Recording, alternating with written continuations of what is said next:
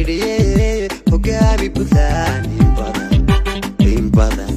Soomaalina haybiyo goob alla wada heshiiye hogaami Puntland in badan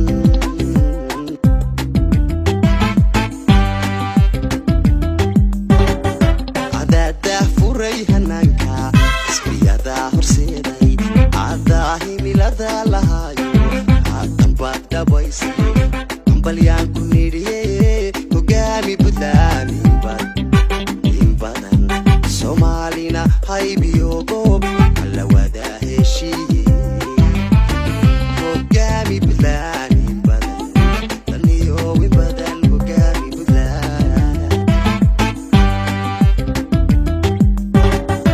adada furay hananka